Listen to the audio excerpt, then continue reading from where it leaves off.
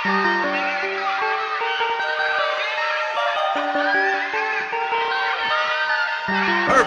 perfect, perfect. Pilipinas ano na?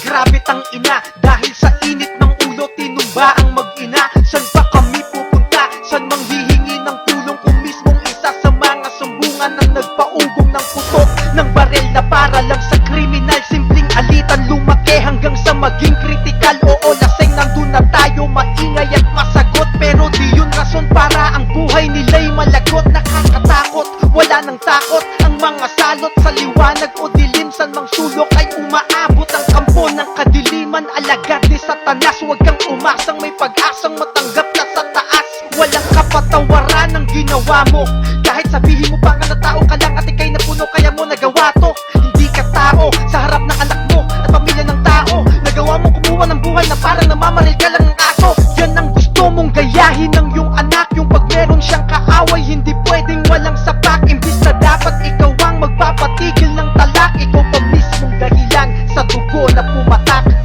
Dahil sa'yo ang respeto'y nabawasan, di man lahat pero hindi na rin mabilang.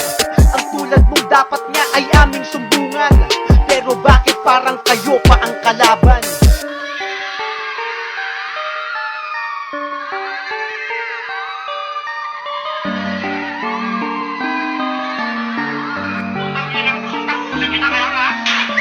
Naisip mo ba kung ano ang magiging epekto sa pamilya at anak mo? Malamang masahol pa sa impyerno ang danasin nila. Pinakapalit ang iyong pagpapabaya, habang buhay na sumpa ang babalik dahil sa iyong ginawa. At sa pamilya ng mag-inang ninakaw mo ang buhay, alam mo ba kung gaano kasakit ang mismong hukay ng mahal nila sa buhay? Sa harap nila nangyari, sana madanas mo din to para malaman mo na grabe ang ginawa mo. Hindi ka tao, isang inang pumoprotekta lamang sa anak ang kinanamo. Tulad mo, nais niya lang iligtas ang kanyang anak. Sakit isipin bumawi ng buhay nila ay parak.